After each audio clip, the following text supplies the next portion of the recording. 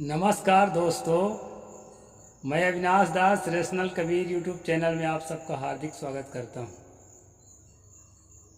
Channel को subscribe जरूर करें, अपने हर साथियों तक पहुंचाएं। दोस्तों,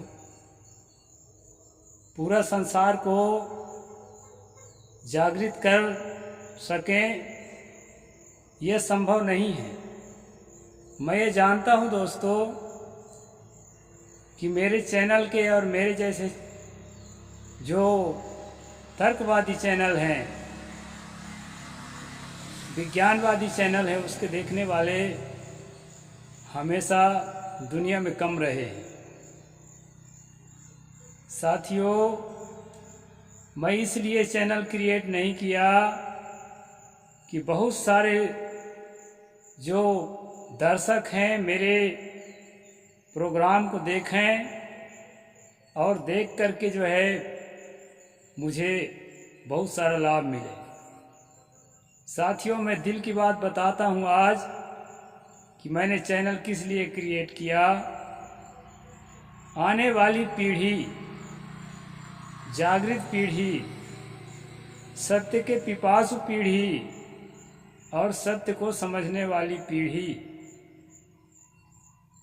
मेरे नाम से थूकेगी नहीं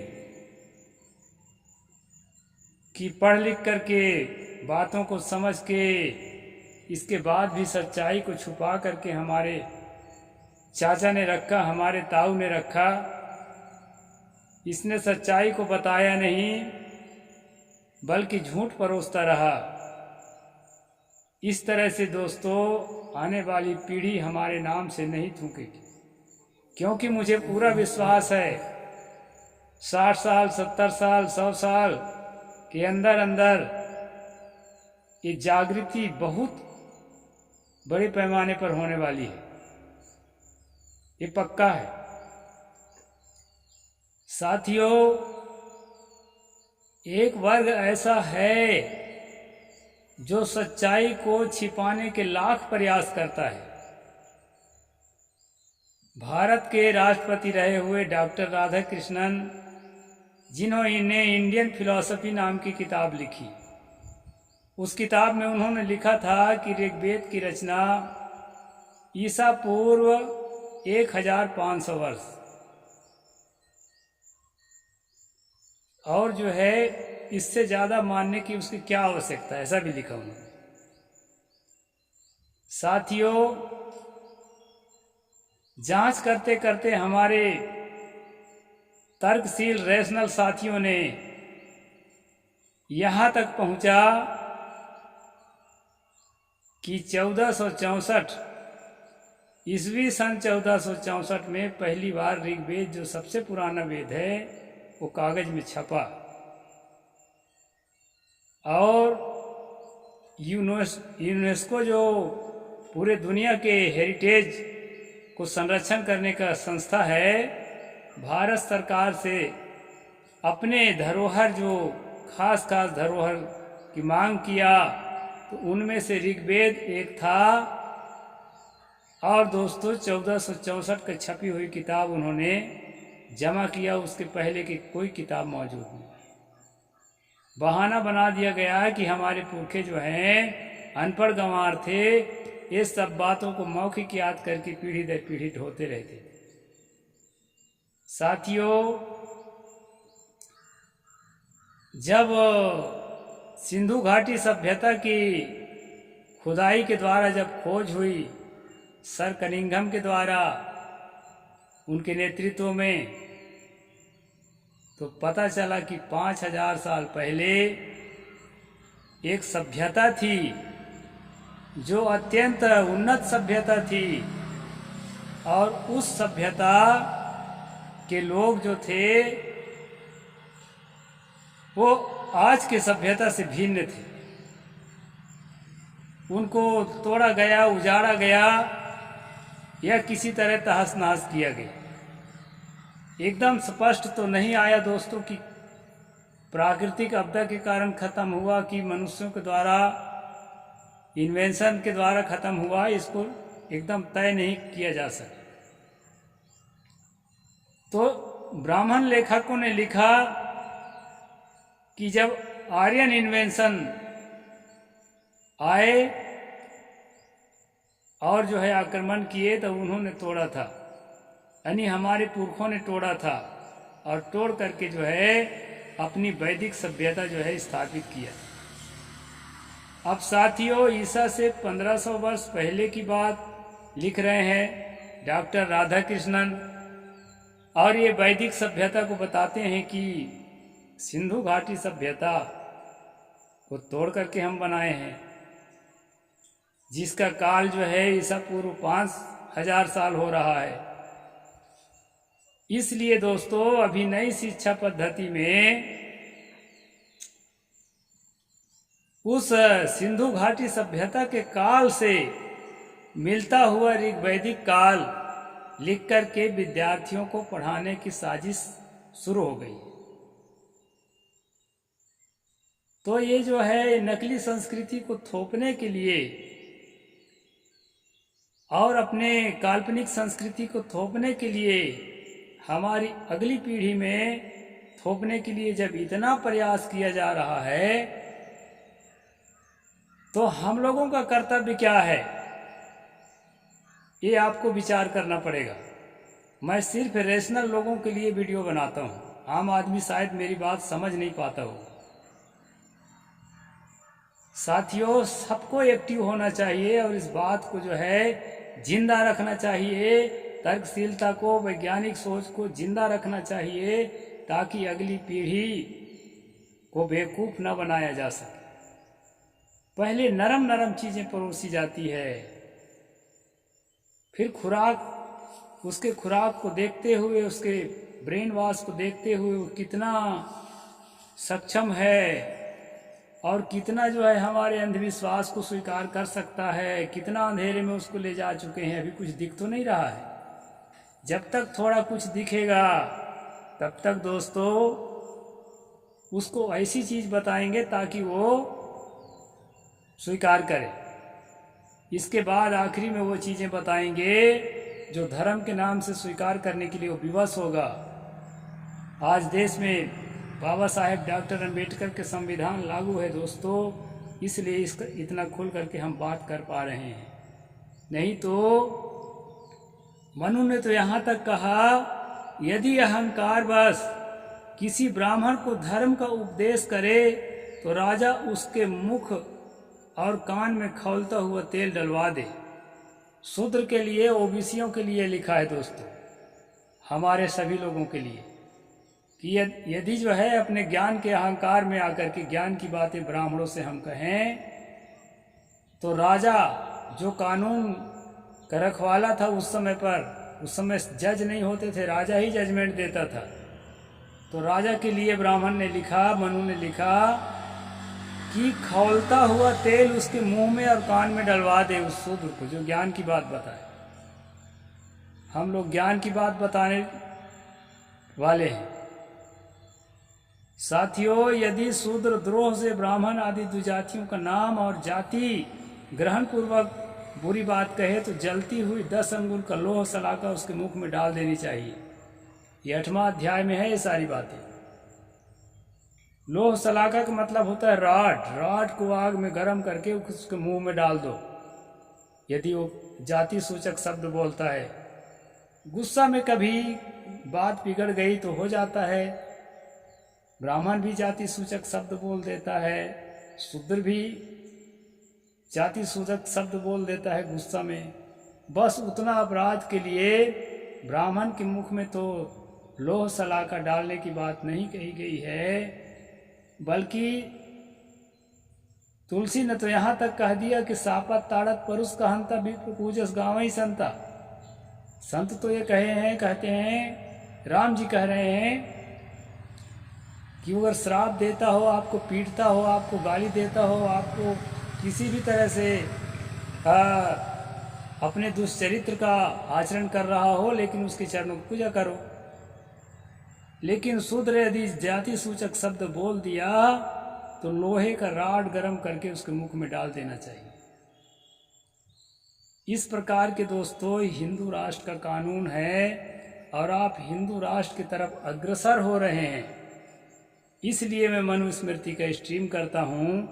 हालांकि आज का जो प्रसंग है वो दूसरा प्रसंग है। आज का प्रसंग है मनुस्मृति में भाई भाई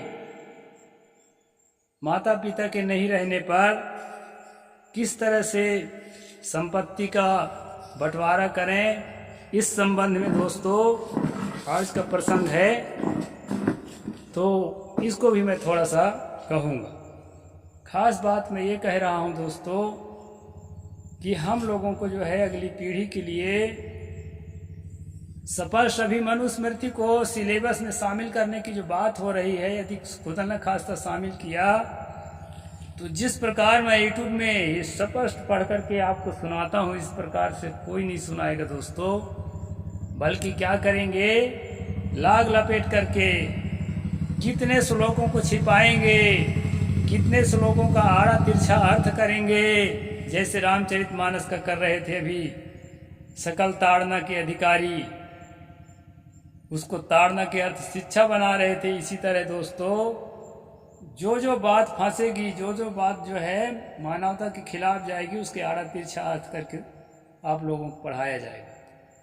इसलिए मैं स्पष्ट जो ऐसा लिखा है, और सबसे प्रमाणिक है कुल्लुक भट्ट का भाष्य। और ये मैं जो सुनाता हूँ ये कुल्लुक भट्ट के भाष्य है, और इसका जो हिंदी में अर्थ लिखने वाला है प्रोफेसर गणेश दत्त पाठक। इस किताब को मैं सुनाता हूँ, ज़्यादा स्पष्ट है। तो साथियों क्या कहते हैं उसको मैं सुना देता हूँ। ज्येष्ठेयो तु गृह्णीयान् पितृधर्म शेषस्ता शेषास्तु जीवेयुर्थैव पितरम तथा 105 नंबर 9वां अध्याय है। भाइयों में सबसे ज्येष्ठ हो वही पिता के संपूर्ण धन को ग्रहण करे, और शेष भाइयों को उसे पिता के तुल्य समझते हुए इसके अधीन रहना चाहिए। यदि बांटा हिस्सा नहीं लेना चाहते हैं तो बड़ा भाई के नाम से सारी संपत्ति रहे, और उसी को पिता के तुल्य आदर दे करके उसके साथ रहना चाहिए। ये माता पिता के नहीं रह जाने पर भाई भाई को कैसे रहना चाहिए उसके लिए व्यवहार लिखा है। साथियों हम एक निष्पक्ष तरीके से आपके सामने अपने बात रखने वाले में से एक हूँ मैं। इसलिए जहाँ पर बात ठीक है, ये अगर निभ जाए तो वैसा कर लेना बुरा नहीं है, इसका मैं समर्थन करता हूँ। ज्येष्ठ पुत्र के होने से मनुष्य पुत्रवान होता है तथा पितृ से मुक्त हो जाता है, इसलिए वह पिता के संपूर्ण धन पाने का अधिकारी होता है। ज्येष्ठ पुत्र अगर जिंदा है तभी जो है उसको पुत्र माना गया है, बाकी को पुत्र नहीं माना गया है, और वो जो है पूरा पिता के धन का अधिकारी है, ऐसा मनु का कहना है। जिसके जन्म होने से पिता पितृ ऋण से मुक्त होकर और मोक्ष को प्राप्त होता है उसे धर्मज पुत्र और अन्य को कामज पुत्र कहते हैं। यानी जो पहला पुत्र अगर जिंदा रह गया तो उसको धर्मज पुत्र कहा गया है मनु की भाषा में। इसके बाद वाले जो बेटी जिंदा हैं उसको कामज यानी काम वासना से उत्पन्न पुत्र कहा गया है। पहले बालक को धर्म से उत्पन्न कहा गया। हालांकि सारे की उत्पत्ति एक ही तरह होता है। पहला पुत्र दूसरा पुत्र कौनो पुत्र हो, हर पुत्र पुत्री की उत्पत्ति एक ही तरह होता है। सब कामज होते हैं, काम वासना से सबकी उत्पत्ति होती है। इसलिए दोस्तों यहाँ दो तरह की बात कही गई है, मैं आपको एक तरह की बात बता रहा हूँ। पितेव पालेत पुत्र ज्येष्ठो भ्रातरन्वीयस पुत्र वच्चापि वत्ते ज्येष्ठे भ्रातृ धर्मता। जिस प्रकार पिता से अपने पुत्रों का पालन करता है उसी प्रकार से जेठा भाई अपने छोटे भाइयों का पालन करे, और छोटे भाई भी जेठे भाई के साथ पुत्र की तरह प्रेम का व्यवहार करे। ये अच्छी बात है। अगर मिलजुल कर रहते हैं, मिलजुल कर रहना अच्छा है, अलग ना होना अच्छा है। दोस्तों भाई भाई मिल कर के रहो, उसमें संगठन बना रहता है। कई कामों के लिए हम आदमी खोजते हैं, हमें आदमी नहीं खोजना पड़ता है, और खोजा हुआ आदमी जिम्मेदार हो इसकी गारंटी नहीं है। इसलिए भाई भाई को अलग नहीं होना चाहिए। जहाँ तक एक पीढ़ी तक तो भाई भाई को साथ में रहना ही चाहिए, ऐसा मैं मानता हूँ दोस्तों, और ऐसा हम लोग करते भी हैं। मैं तो संन्यास ले लिया हूँ, लेकिन मेरे जो भाई लोग हैं उन्होंने अभी भी संपत्ति का हिस्सा नहीं किया है। बड़े सौभाग्य की बात है। तो यहाँ पर मनु का कहना गलत नहीं है। यहाँ इस तरह की बात जो है होना अच्छा है, प्रेम व्यवहार की बात है। ज्येष्ठम कुलम वर्धयति विनाशयति वा पुनः ज्येष्ठा पूर्णितयोत लोके ज्येष्ठ सद्गर्हिता। जेठा भाई कुल को बढ़ा सकता है और नाश भी कर सकता है। संसार में जेठा भाई पूजनीय माना जाता है। कोई भी सज्जन व्यक्ति उसकी निंदा नहीं करता। अगर गुण अच्छा है जेठा भाई के, कभी कभी वो दुर्गुणी होता है, शराबी होता है और जो है सबको विनाशक होता है, और भाई अच्छे होते हैं। तो दोस्तों, कबीर पंथ में जेठा हो या लहुर हो, कबीर पंथ में सबसे ज़्यादा महत्व है गुणों का। सतगुरु ने कहा मानुष तेरा गुण बड़ा, मास ना आवे काज। तो गुणवान होना सबसे जरूरी है। और जो है तथागत बुद्ध ने भी थेर उसी को कहा है। थेर माने बूढ़ा होता है, थेर माने समझदार भी होता है। थेर उसी को कहा है जो समझ में वरिष्ठ हो। तो समझ में वरिष्ठ होना जरूरी है, समझ को विकसित करना जरूरी है। दोस्तों आगे कहते हैं यो ज्येष्ठो ज्येष्ठ वृत्ति स्यान में तेवता पितेवसा अज्येष्ठ वृत्तिस्तु स्यास्ता संपूज्यस्तु बंधुवता। जो जेठा भाई अपने छोटे भाइयों के साथ अपने धर्म के अनुसार व्यवहार करता है वह माता पिता के समान ही पूजनीय होता है, किंतु जो अपने धर्म के अनुसार व्यवहार नहीं करता वह अन्य भाई के समान आदरणीय होता है। यदि माता पिता के जैसे, माता पिता का मतलब होता है दोस्तों, माता पिता का दिल जो है हर बेटा के लिए, हर बेटी के लिए एक समान धड़कता है। ऐसा होता है, ऐसा ना होना उनके लिए भी गलत है। तो इस तरह से जो है हर भाइयों को, हर बहनों को समता के साथ, आवश्यकता के साथ सब पर ध्यान रख सके तो बड़े भाई के अंडर में रहना बहुत अच्छा है। तो सुनता सलाह में रहते हुए दोस्तों भाई भाई बंटवारा ना करें तो बहुत अच्छी बात है। आगे जो है यहाँ पर बंटवारा की कुछ नियम दिया है, उस नियम को मैं कल बताऊंगा दोस्तों। यहाँ तो बंटवारा नहीं करने वालों की बात है, जो कि बड़ी अच्छी बात है। ऐसे बातों को हमको स्वीकार करना चाहिए, क्योंकि 2 और 2 4, दुश्मन कहे तो सत, दोस्त कहे तो सत, तोता कहे तो सत, राजा कहे तो सत। इस प्रकार दोस्तों यहाँ तक की बात तो ठीक है। और जो बात मैंने शुरू में कही 8वां अध्याय की कुछ उदाहरण दे करके, कुछ विशेष बात को लेकर, उस तरह की बातों के हम समर्थक नहीं हैं, बल्कि घोर विरोधी हैं। साहिब बंदगी। जय जोहार, जय भीम, जय भारत।